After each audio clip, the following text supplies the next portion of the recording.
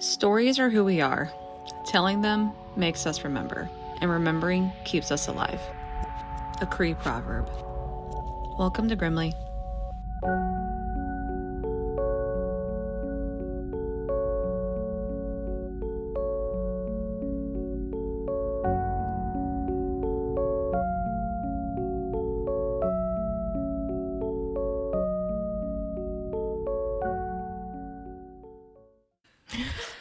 Okay, now we're recording. Scratching my ear like a dog. Hello. Hi. How are you? You look very fall. I know. Driving here, it was like cold, but and like the sun was going down. There was like a nice sunset, and I was just watching like kind of the mist reach out. And I was like, oh, look at that. Look at that. It warms your heart. It's a quintessential fall moment. Also, that big ass moon. Oh, that moon, she was out and Harvest she was moon? Is that what it is? proud. Yeah, it was a harvest moon. Really crazy. I know. Sometimes it looks like you could just reach out and grab it. I know. Or you can try to take a picture of it with your damn phone. You could try to take a picture and it does not do justice every time. I didn't even try this time because I've been there before. I've been burned. Yeah, we've been burned. How scored. is that possible? Like, what is up with the iPhone tech? I don't think really any phone can capture it. No, not like the way you camera want it can to. capture Yeah. Oh, interesting. You need a really big lens. You do? Okay. Yeah. Okay. So Yeah. this is your photography knowledge. Yeah. You Poking need a out big there. old fucking bazooka. You do? Okay. Yeah. 'Cause it's so far Sometimes away. you can also attach a camera to a telescope. Oh. And get like a picture like through a telescope. Oh. Okay. And then like that's how you get like the really cool pictures. Oh, like you can see like the, you know. Yeah. That's like how people get pictures of like Saturn and stuff. Damn. Using really, really powerful telescopes and then Awesome. like a camera. Well, let me hooked up tell to it. you, a nerdy, we have this in common. I think that space is fucking cool. And if you don't think space is cool, I don't know what's wrong with you. There's something you're wrong with lame. you. Yeah, like you're not really getting it. There are some things that I think everyone should think are fundamentally cool. Yeah. Space is one of them. Well, okay. So maybe there's a baseline space is cool, but not everyone clearly would be like, oh, there's a place called, just north of Victoria, not far from Victoria. Okay. There's There's a place called Center of the Universe, maybe, or something like that. Okay.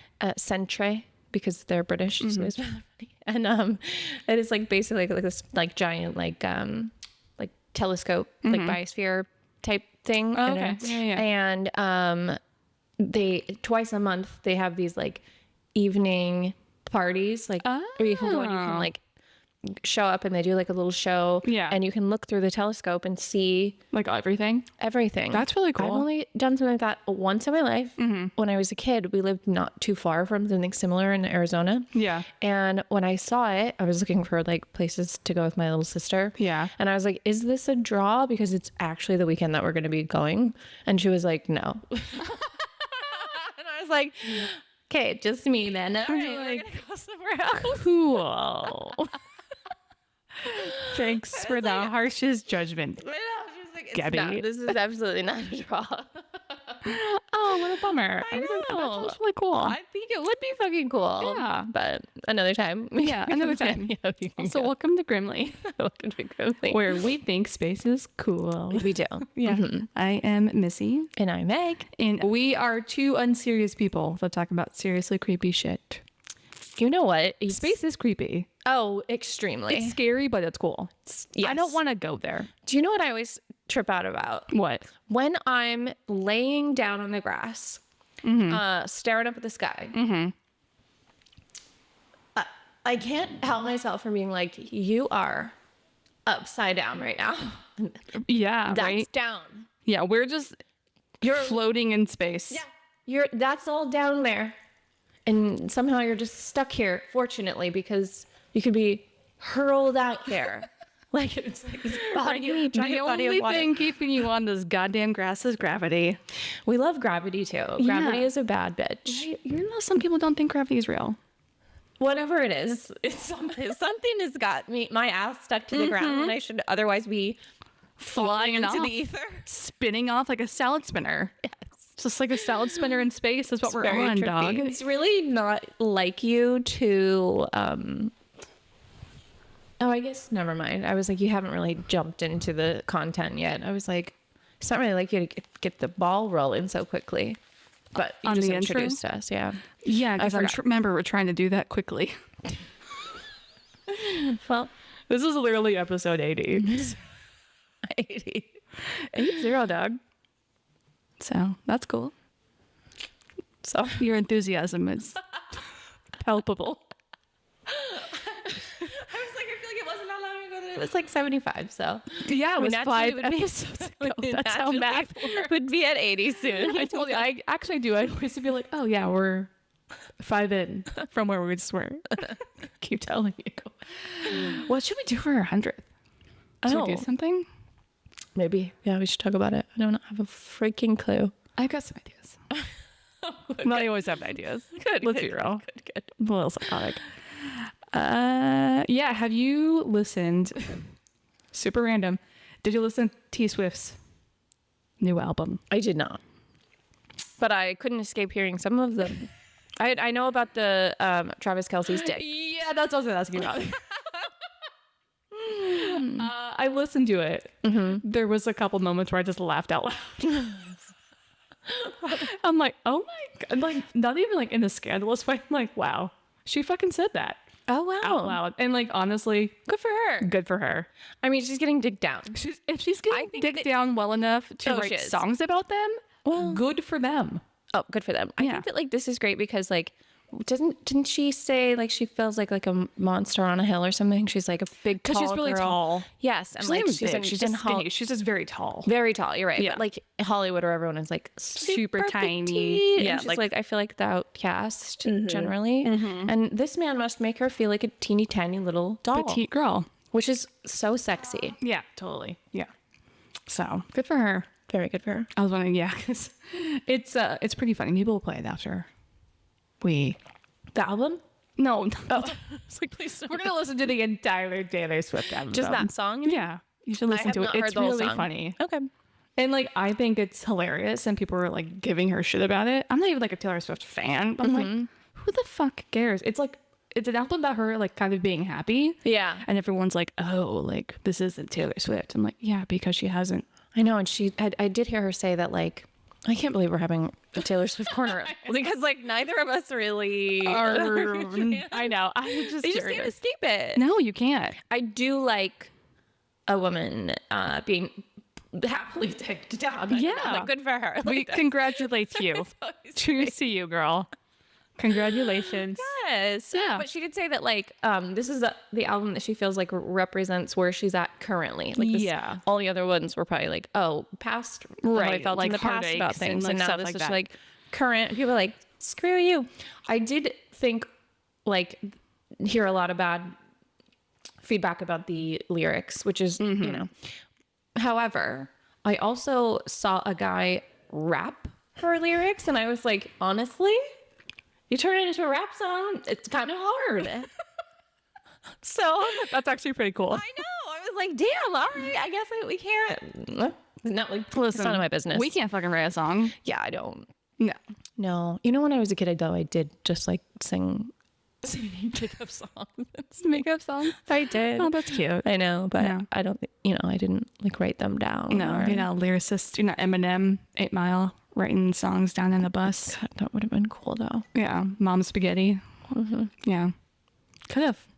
Do we have any kind of unique segue from Taylor Swift, Eminem, Spaghetti? How are you gonna do that?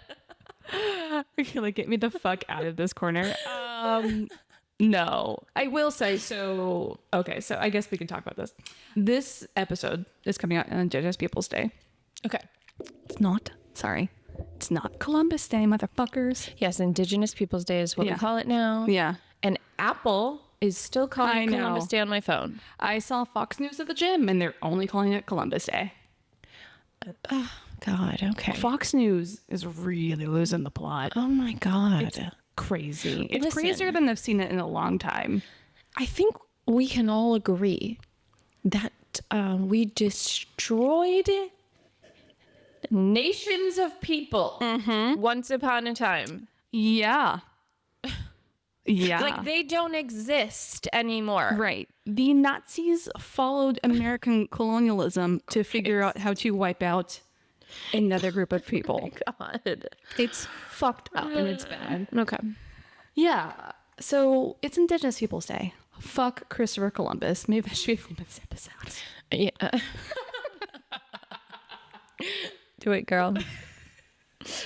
He's not my bro. No, like, yeah, we are not Christopher Columbus stands on this pod. Key for the poor. I think so. Last year for Indigenous Peoples Day, we just didn't post an episode. Oh, yeah. Kind of in solidarity. Yeah, I think people were not posting on their social medias. That was yeah. I think we just tried to like kind of talk about specific like Indigenous podcasts. I thought about doing the same thing, but I wanted to do something that recognized that there's Indigenous storytellers, there's Indigenous lore, because you know we are like a creepier podcast. We talk about creepy shit, but I was trying to do it in a way that is respectful.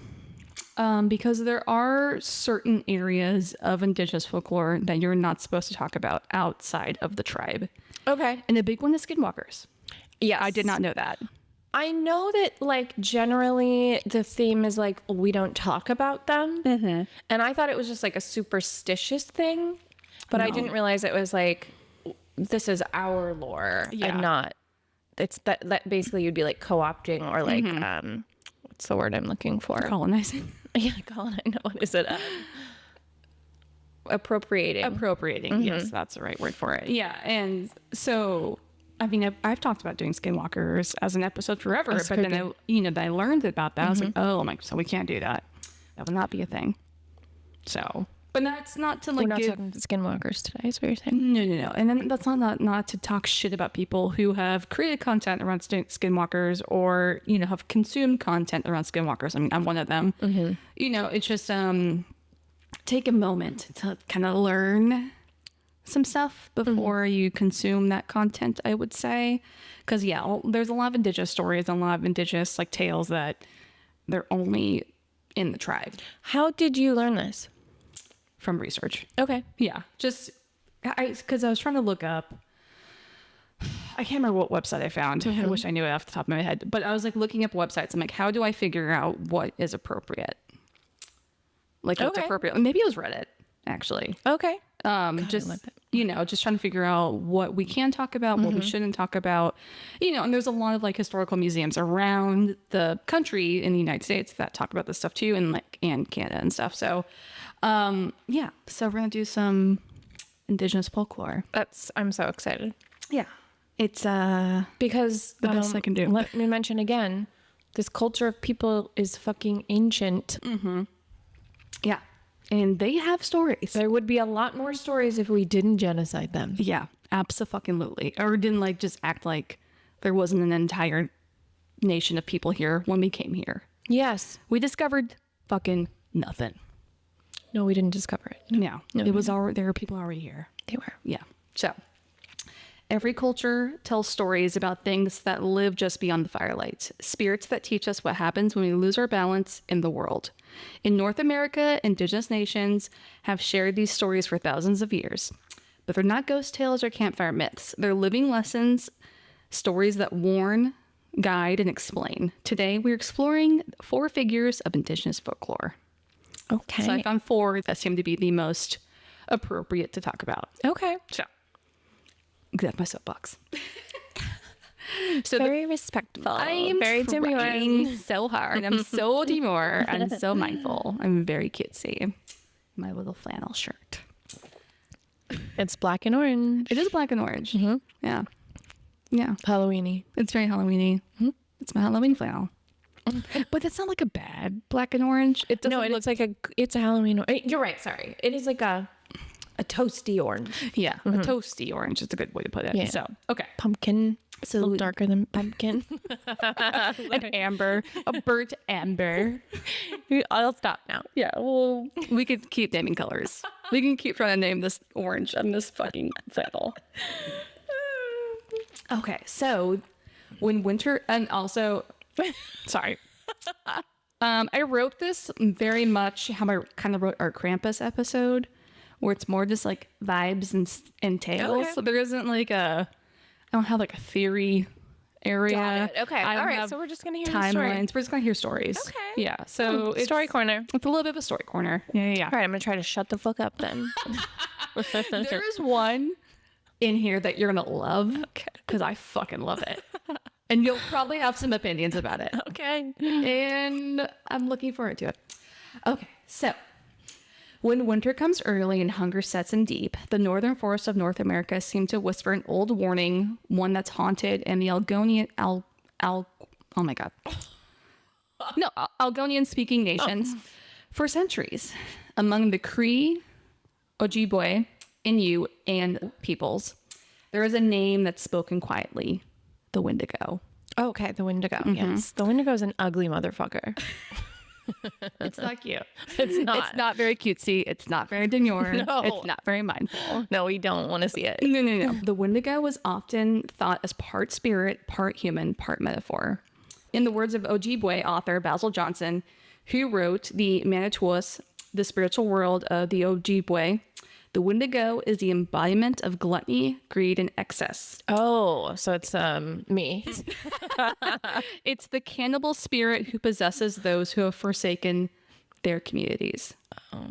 It's capitalism, baby. I was like, it's fucking us. Yeah. Oh, no. It's are we the baddies? Shit. Yeah.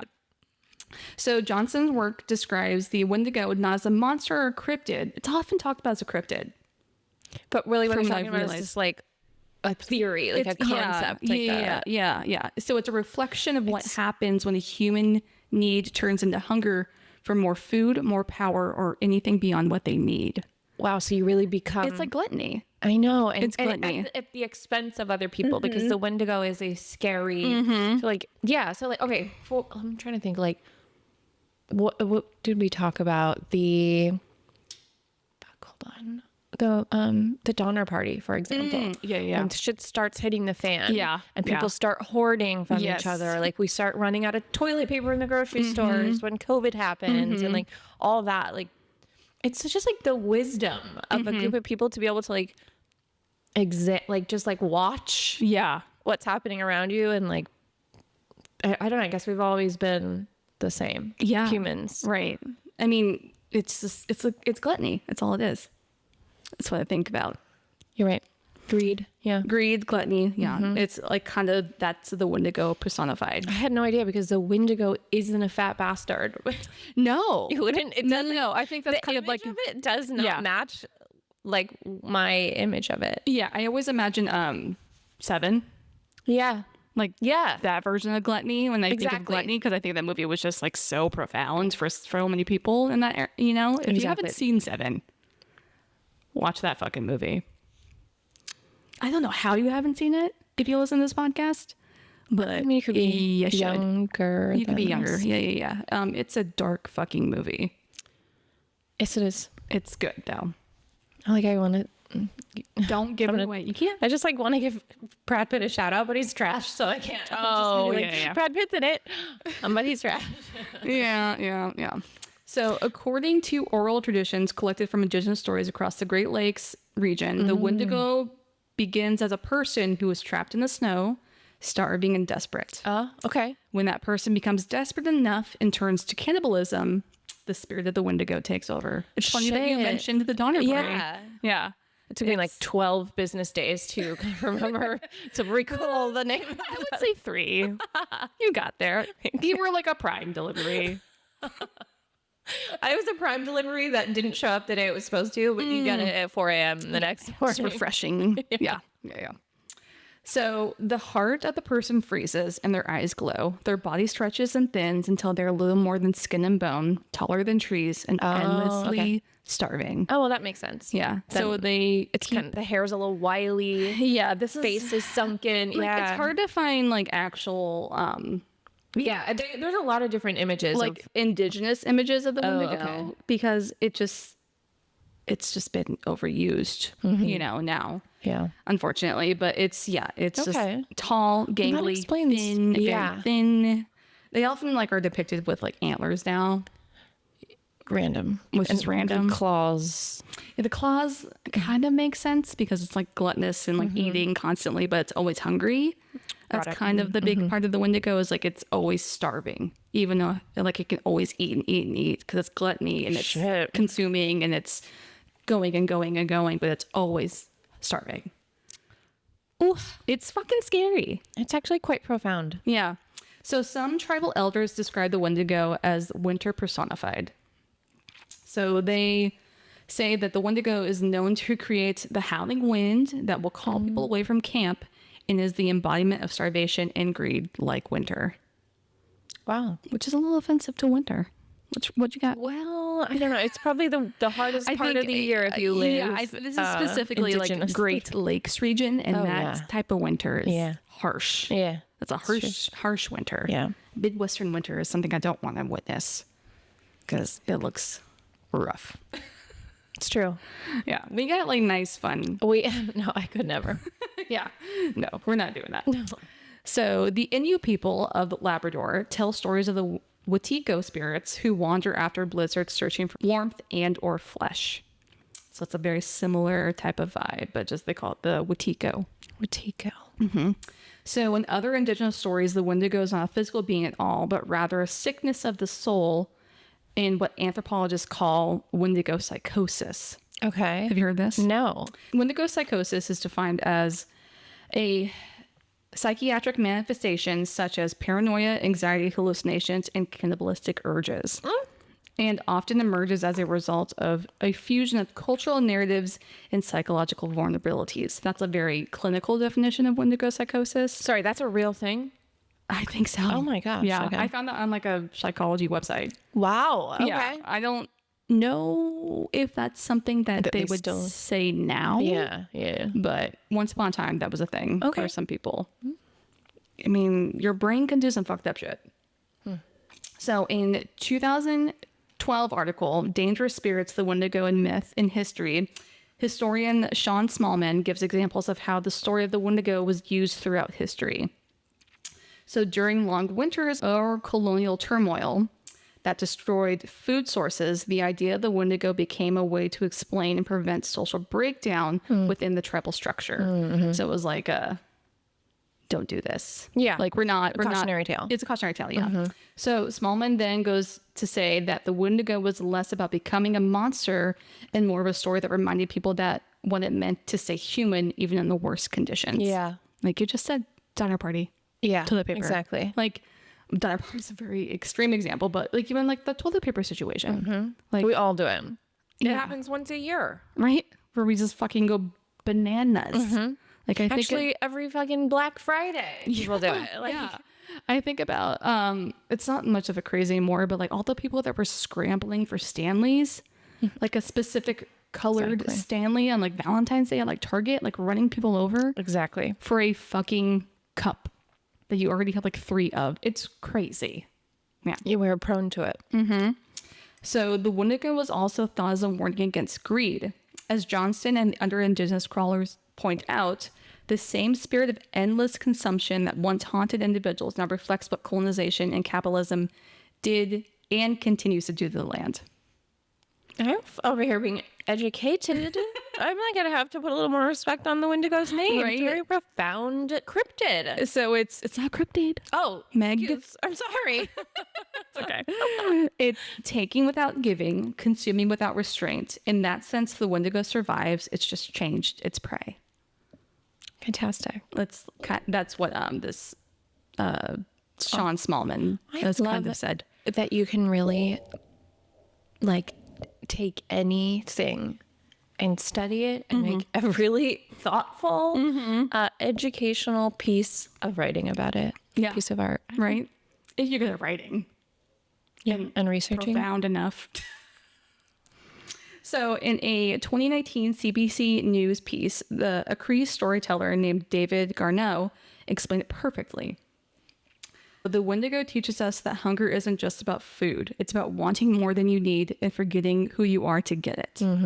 So when you hear the word Wendigo, remember it's not a cryptid in the snow or a ghost in the woods. It's an echo of a lesson that is thousands of years old. And it's a story about survival, greed, and the cost of losing your balance with the world around you. Wendigo. I know. It was going to have to be like a code name. Yeah. I feel like I'm Like your Wendigo showing. honestly, like, yes. You're like, damn girl, Wendigo. It's just coming out right now. Need to put other people first. Yeah, I was thinking about, Rein it in. I think after I wrote like this section specifically, I was just thinking about if I had the type of money that these super fucking uber wealthy people have, I'm like, do I need more than one house? Do I need more than one car? It's crazy. It's crazy. Like the good you could do with that type of wealth and you just choose to not do it is fucking, you're the Wendigo. Sorry. I don't disagree with you. There is a part of me that's like, I can never know what it's like to be in that situation Yeah. at all. But I'm not, I don't know. I'm going to be totally honest with you. I worry that I'm like, because I don't have any idea what it's like to be that wealthy. Yeah. Would You I don't know be- type, would I type be of better? person you'd be. Yeah. Yeah. I'm like, would I be better? I don't know. I think just to get to that type of wealth, you have to do some really fucked up things. And so maybe that's probably like why we're just like, Yeah. you know, That's what It's they like- say. yeah. That like, it's immoral. it's a moral thing to get there. Yeah, potentially. But I don't know. I don't know. I mean, T Swift is a billionaire. She is a billionaire and she should be doing more with her money. Oh. Sorry. Listen, you can get dicked down by Travis Kelce and also give more money away. So that's what I'm saying is like, Yeah. would we all like, okay, so that's Yeah. why this story resonates because it's like, we all have that in us, right? Yeah. It's In different like we all have, forms, different like amounts at different times of your life. And Yeah. I'm like, I don't know. Like, I don't know. you lose touch, I think, when you had that much. Yeah. Yeah, maybe. I don't know. You're like, oh, like I do give away, right. but not. I mean, like, I don't know. Maybe, yeah. It's just, I think it's like $6 billion to solve world hunger or something. what? It's not a huge amount of money. It's money that Musk or Bezos or Zuckerberg could give away and it wouldn't even do a dent. And they just haven't done it. That doesn't sound like that. I feel like we need a lot more. I think it's less than you think. What? You don't I think it's hard for us to realize how much $1 billion is. Yeah, that's true. Like, because you just hear the word kind of thrown around now, like a billionaire. I know when you see those people with the rice, Yeah. where there's like a few, like a million is like, I don't know, a little pile of rice. Yeah. And a billion is like A bag of literal, rice. Yeah, like an enormous. I think it's kind of hard for us to fathom how much it is. Yeah, true. So I don't think it's as much as you think it is, I guess. And you're not going to spend it all in your life, right? No, yes. There's just no fucking way. There's no way. Yeah. Yeah. I've ranted about this before in this podcast. I will And not move that on. long ago. Not that long ago. Yeah.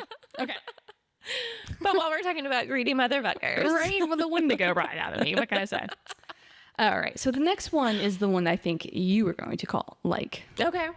She I is liked the first one. the deer woman. The deer woman? She sounds svelte. So the story of the deer woman has been told for generations among nations like the Ojibwe, Ponca, Omaha, Muskogee, and Oto.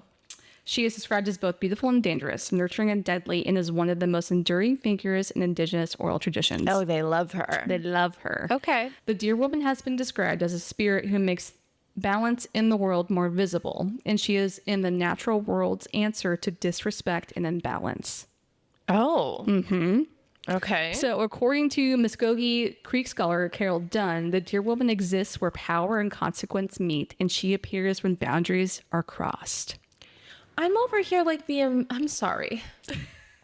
the wisdom from these stories. I'm just, and this like culture of people that we just like don't know anything about. and like this place that we physically live in could be very different if there was more of that. I know. Here, it's frustrating. Okay, tell me more about the deer woman. So in many stories, the deer woman appears to men who are violent, unfaithful, or careless with women. Oh, go on. She appears as breathtakingly beautiful and a powerful woman, but also has deer hooves for feet. My jaw's out. I was like, She's like fucking dumbness from Chronicles of Narnia. But like a hot version. I mean, James McAvoy is hot, but you know. So, in many tellings, the deer woman appears to men who are violent, unfaithful, or careless with women, like I just said. She invites them to dance, sometimes at powwows, sometimes at other gatherings, and sometimes in their dreams. okay. But those who follow her away into the woods are never seen again. Okay. In other stories, she spares those who knows her hooves in time, and it's like as a moment of awareness for her target to like shape the fuck up. Okay. She's like dancing with them and like they're like having a good time, and then they see her hooves and she's like, "You know who I am, bitch? I'll come for you next time." Got it. Okay. So Like she's like, it's like a little bit of a threat. Yeah, a warning, a threat. What are you gonna call it? a promise, it sounds like. A promise. Yeah. Keep your shit up. If you keep your shit up, you're bad enough. I'm here. Ooh, I love it. So her presence can mean different things depending on the storyteller. In some nations, she's a literal spirit of vengeance, punishing men who harm women or children. In others, she's an omen, showing people what happens when they lose respect for life. So she can be an omen. She can be vengeful. I love both of them. So for the Ponca and Omaha, she represents the thin line between lust and love and between nature and humanity. Wow, diva. I know. But she is the diva. She is the T Swift of the indigenous folklore. It's just like these things, I don't know, they have these stories to like educate each other, to like raise their children and like create a culture of let's be kind to each other. And like have empathy and a moral compass. Respect. Yeah.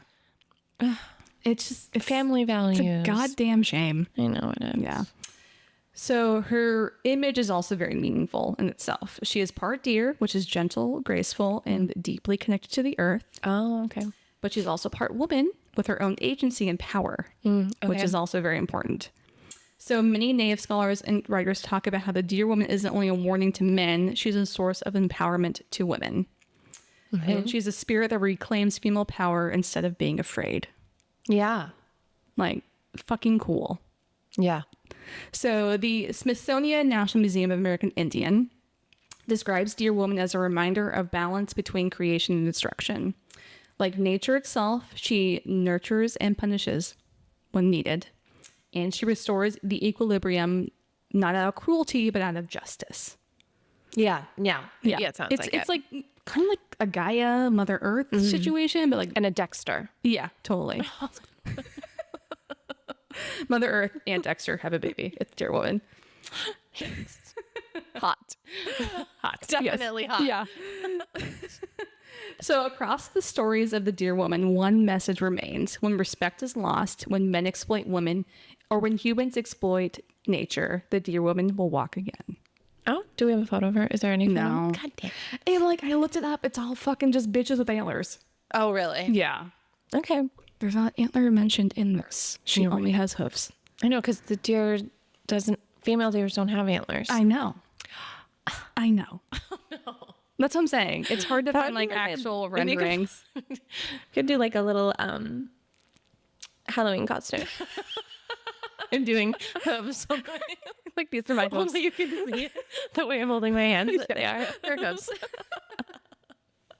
You put some little ears on. Right, just be like a little deer woman. Okay, so the next indigenous folklore spirit is the Stick Indians. The Stick Indians? Yes. Okay. And I will get into the name in a second. Okay. Yeah, like I've never heard Indians this. sometimes is a little bit derogatory for some people, but there's a reason behind it. Not in the habit of saying it these days. No. Okay, so along the coast, Salish and Interior Plateau tribes, including the Yakima, Spokane, Snohomish, and Colville peoples, know I say all fucking those names. We are from Washington, so. Yep, So those are they- all Pacific Northwest girlies. So they speak of the Stick Indians, Okay. and they are shadowy forest dwellers that mimic human laughter, cries, or voices, luring people deep into the woods when trees grow close and the light disappears. Girl, those are foxes and cougars. They make those sounds. They can't do a voice. Oh, but don't they sometimes sound like babies crying and Yeah, shit? like a cougar screaming is fucking scary. Have you Yeah. ever seen that video? I think it was a cop, like from his dash cam. He was like out. I think he was out on a call for something, and he just hears like a scream in the woods, and he like throws something in the air. He's like, "Nope," which is the appropriate response. You hear a scream in the woods like that? No, not me, sis. Not Someone tonight. calls that in first. Because it's very obviously like probably a cougar scream. Yeah, they do make crazy sounds. Yeah, they and make- fox too. They make the weirdest. Yeah, foxes are dogs running on cat software. They very much are. Yeah, Honestly, and some people are domesticating them, and know. they're very cute. they are. The way they like do the weird little laugh thing. Yeah. Look at you're like a fucking weirdo. It's a weirdo. You're a weirdo. In the It best is way. It's a mixture of a dog and a cat. Yeah, It's exactly Yeah, strange. dog running on cat software. Cute. Yeah, but that's not what these are. Okay, tell me more. So the term Stick Indian is an English translation and a colonial label that stuck, but each nation has its own name for these beings, and these names are often not spoken outside specific storytelling seasons and tribes. So they don't share what their Stick Indian name is. God, I really respect them for like know. wanting us to stay the fuck out of their business, Yeah, but I've like, never because- been more curious to like know. go to like a powwow and just like see like how they live. Right? I just want to like hang out. Can you just like tell me You stories? could probably. Maybe, yeah. I feel like So, in most traditions, it's considered respectful to only tell these Stick Indian stories during the colder months when the lights are low and the spirits are at rest. I'm sorry, hopefully it's cold enough now. yeah. I mean, I'm chilly. Yeah. I'm chilly. It's October, so I think we're okay. So, descriptions of the Stick Indians vary, but most accounts describe them as small, human-like figures who live among the cedar trees and wield a strange power over those who encounter them. They're almost like fairies, like little stick fairies in the woods. So I like them. I know, me too. So they are said to whistle, laugh, or mimic loved ones' voices to lure people away. Don't fucking from laugh camp. in the woods. I hear a laugh in the woods that I can't see coming from I the can't face. clock a person doing it. Immediately no. Yeah. Have you ever heard the "Don't Whistle at Night" lore? Yes. Yeah, it made me Yes. think of that. Yes. I think a lot of like they That's do more like the Navajo. Oh, is that nations. also? They also Appalachia has very similar. Lore into that. Yeah, so It it's probably like comes from the indigenous people. Probably from the indigenous people over there. Yeah, yeah. So yeah, I think it's a very similar vibe to that. And so once a person follows the sound, they become disoriented, and sometimes for hours or sometimes for days. They get like lost in the woods. Oh my From these god! little fucking like weirdos. Like maybe that's what happens sometimes. People get lost hiking or something. We've talked about plenty of stories of people getting lost in the woods. I And it's like, know. what the fuck happened? What the heck happened? Exactly. Yeah. Yeah, we haven't done one of those for a while. I'll find another one. Those are so good. I know. So creepy. So creepy. Yeah. Yeah. For some reason, these little guys, when I was researching them, they remind me of the little fucking coconuts from Moana. Yes. Okay, I was thinking the same thing. Yes. They're like kind of shitheads. Yes. They have like all like little daggers. Like, ah! Yeah. Yes. So it's just, I don't know. They're like, you're kind of cute though. It's like you are super fucking You're a sinister, menace. but you you're are cute. a little, it's like a kitten. Like you're a fucking menace. Yes. Little shithead. It's but a you're kitten also that's like a little bit older, like a 4-month-old kitten. Yeah, and yeah. You're like, bro, it's starting to hurt now. Like it's you're like, I'm not fucking playing. I'm a little bit scared of you. Yeah. I'm gonna kick the shit out of you if you attack me one more time. One more goddamn time. It's like, what was the other thing? Oh, in the new Ghostbusters, you don't know because you haven't seen it, but there's a a moment where Paul Rudd gets attacked by the little marshmallow men. Like the Okay. tiny little fucking shithead marshmallow men. It's like tiny little shitheads. It's what makes you think of. It is. That's, Yeah. Yes, exactly. So those who return often speak after the little stick Indian psychosis. They often speak of feeling lost time, and they're also unable to remember what happened. But it's if the forest itself had erased part of their mind. Okay. It's the least they could do. Like sounds like an ayahuasca moment or something. Whatever happened out there is not my business. Right? You're like, my body was there, my mind was not. I am back, I guess. Yes. Am I here? I don't know. My mind did its job of protecting me from whatever the fuck happened. The defense mechanism kicked the fuck it. Yeah. It's working as it should. Yeah. But these aren't all about creatures that attack for sport. They're more about humility and remembering that nature itself has its own rules and forces that don't bend to human will. So it's kind of a story about like nature doesn't give a fuck about you, That's true. which is very, very true. So an anthropologist named Barbara Saunders called the stick Indians liminal beings of the wilderness, and that they are spirits that exist between the natural and supernatural. Liminal. It's good. That's Yeah, good. it's very much like a fae, fairy situation. It cannot be explained. It's out there. Yeah. So the stick Indians remind people that the forest is alive, unpredictable, and deserving of respect. Exactly. Put respect underneath. It's a theme. It's a theme. It's a theme. Respect. Respect the name. Respect the wilderness. Respect the women. Respect each other. In the Salish and Coast mythology collections at the University of Washington, recorded stories tell of travelers who mocked the forest or disrespected sacred trees, only meant to be led astray by stick Indians until they begged for forgiveness. Okay. They're like, don't you fucking disrespect my name, my people, my trees. So these tales were meant to teach admiration for the forest and not fear of the spirits themselves. Sure. So just put some respect. Yeah. Be careful. Yeah. Do the right thing. Like a little Tony Soprano. God damn it. Can you respect around here, you know? We're honestly headed backwards. We are heading backwards. So far back. Okay. I don't even need to protect these trees, apparently. Whatever. Something's going to bite back eventually. So the Native Languages of American Educational Project, Okay. which is an archive of Indigenous approved public folklore. Wow. Okay. Which is a kind of a main source for this. Yeah. They state that the encounters with stick Indians often follow the same moral thread as mentioned before, but with two other topics. They target those who forget to show respect and people who are just disrespectful in general. So it's like you're not showing respect or you're forgetting to be respectful. It's one or the other. So some other ways of disrespecting the forest includes shouting in sacred places. You don't need maybe you need to go yell in the woods. I don't know. Maybe like one good scream. Right. But I feel like that might not be disrespectful. Are you blasting your boombox? in the woods? That might I think be- maybe that's I think sacred places is also fundamental in that. I wouldn't know. I wouldn't know. There was a person. But assuming that you did know and then you were disrespectful, that would be. Sorry, this made me remind me of this like story I saw recently. There was a person who was like yelling like loudly, like singing in the woods, and people thought it was like a missing hiker, and so they called search and rescue, and it was just some fucking guy camping in the woods just singing by himself. Really? Yeah. Like your singing is so bad that people thought you needed help. You know what? Good for them, though. I forgot they did the right thing. And they're like, what the fuck is that? Like, don't yell in the woods. Maybe.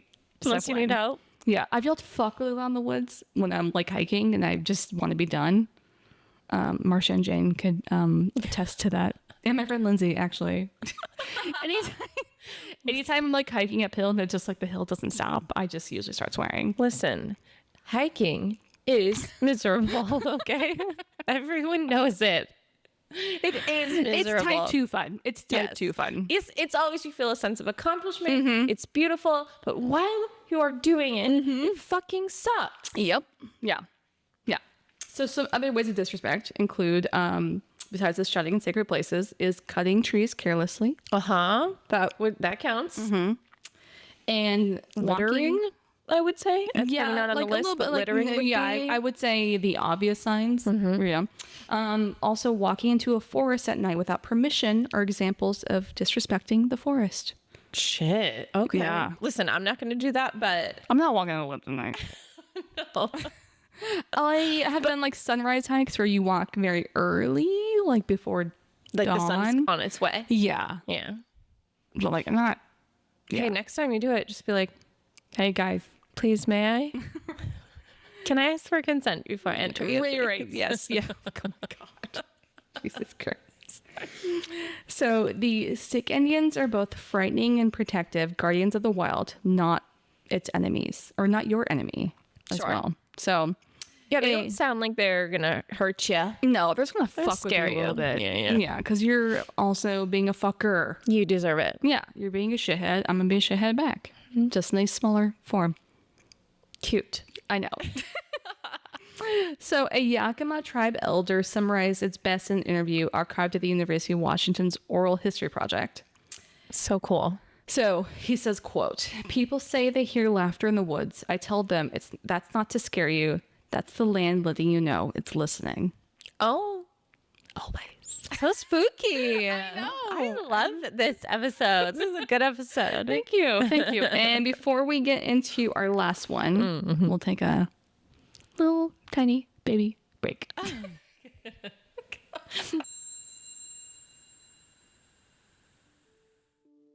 Are you interested in the Unknown, unsolved? unseen. Then join us. I'm Frank. And I'm Sage. Every Monday, as we look into the world's most perplexing mysteries, From the Yeti of the Himalayas to the UFO crash in Roswell, to the haunted halls of Eastern State Penitentiary, or exploring the kidnappings of the Beaumont children, we have something special for everyone. find Unknown, Unsolved, Unseen podcasts wherever you listen to podcasts. And remember, To look for the unknown the unsolved. and the unseen.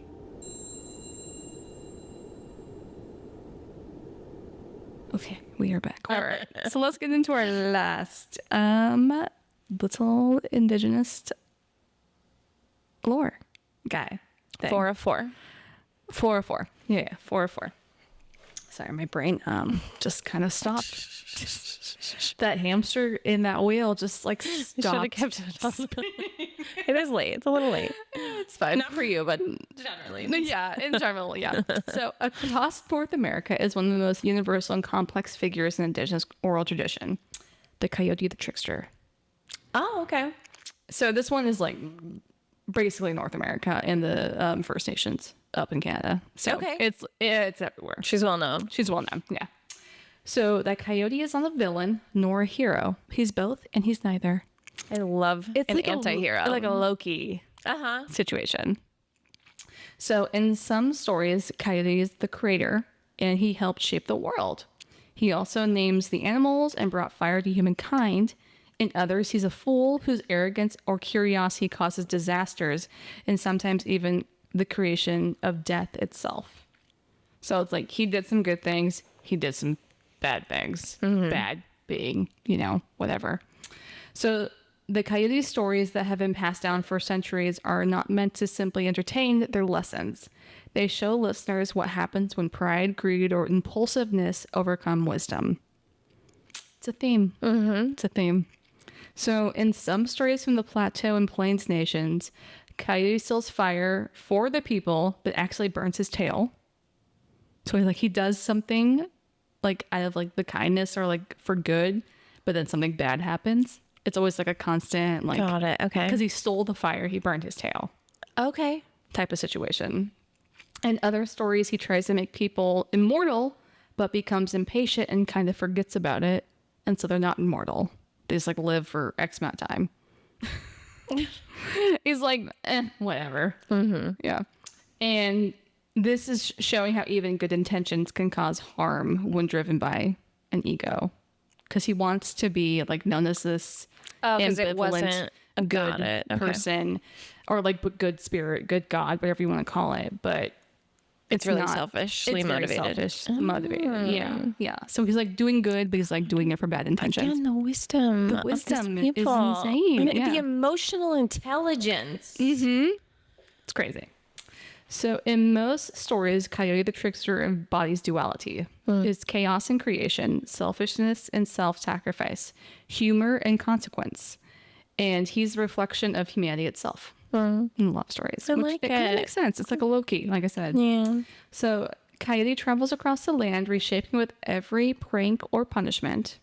So sometimes he like creates canyons, like to bring water to some place, or sometimes he creates a mountain where there should be a mountain because he's punishing whoever. Wow. So he's like shaping the land because of like out of feels, Interesting. out of vibes. He's like, I'm annoyed with you. Like he's PMSing that day. He's like, I'm on like a Rocky Mountain range. Troublesome. Yeah. Yeah. He's part comedian, part creator, and the embodiment of movement and change. So Wow, that's a big one. it's a big role. Yeah, I know. So the National Museum of American Indians describes the trickster stories as teaching tools hidden inside humor. Yeah. So Okay. his stories are usually like more humorous or like the burning his tail after he like stole Kind of fire. lighter. Yeah, more lighter, more, lighthearted story to show like, hey, like if you do something bad and you get away with it, that doesn't mean that something isn't going to bad happen later because you did that type of situation. So the stories of the Wendigo, Deer Woman, and Stick Indians and Coyote the Trickster all come from different nations, different landscapes, and different worldviews.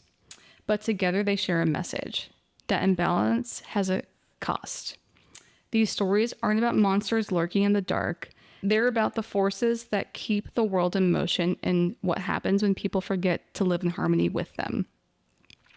As author Basil Johnson once said, quote, stories are the teachers that never stop teaching. And maybe that's the lesson here, that the most frightening tales aren't about what's out there in the woods, but about what's within us when we stop listening. Like you keep saying. And that is our Indigenous I thought it was Folklore. a fantastic episode. Love it. And Thank I really you. feel like listen, I'm on Nextdoor, and if you have cats, oh my good God. So people are very concerned about coyotes. And they're kind of scrawny. I grew up in Arizona, and like here, I feel like we don't. They're around. yeah. But I I've don't seen know. multiple. Yeah, I don't know. I feel like Arizona, they were just like, they were out there. Maybe it's because they lived in the middle of nowhere, but Yeah. they are kind of a scrawny, kind of scruffy looking little animal. And, Yeah. like maybe we should be a little more respectful. I think just be respectful is the main. theme? Is the theme, Dude. of this episode. It's a lot. It's just like, It's a lot. it's so counterintuitive to the way I feel We like our raised. have been taught. Yeah, our I it's know. like it's not in us to treat everything with respect. I know. To be slow and Right. intentional and thoughtful before you do things. Yeah. And just consider. Yeah, because we're in like a fucking capitalistic hellscape in a lot of ways. And it's just Yeah. like you're just everything means money in a lot of ways. It's Everything, just yeah, very fast paced. So that you don't have time to really like think. right. Yeah, File you're boss consumerism bullshit. Like Rushing and yeah. Yeah. scraping and scrambling. You know. Yeah. It's wild. So that's sad for us, but it is, I think, a great way to pay homage to this like culture of people who Are still here. They're still very 1,000%. much fucking here. It just there should be more. There should They be should more. be able to influence more of I know. my daily I life. agree. to I be honest. agree. Yeah, totally. And yeah, that's why I thought it would be like a good way to honor, that this day and kind of just acknowledge that they're still here and they have some very wise Exactly. tales. Wisdom is all. Yeah. Yeah. And like they're good fucking stories and spirits and like it's just interesting. I think it's very interesting. You So, don't get that without like generations of like slow introspection. Yeah. And like paying attention, community. yeah. Learning lessons. Yeah, absolutely. Yeah, So wisdom. yeah, maybe loved it. try to learn some lessons from somebody older than you. That's my wisdom. That's hard though because I know. Yeah, like I talked about Fox News earlier. It kind of has fucked up the boomers, Certain unfortunately. certain Maybe talk to a professor. not all of them. Yeah, Not all of them, but not all of them. No. you know what I learned? That there are like people doing really cool shit, studying cool shit, and like that's. I was like, oh, maybe I should go check out one of these I know museums. museums or I know. I when I went to the coast the last couple times. Like, they have a museum in Macau, but it's been closed. Mm-hmm. But I heard it's really cool.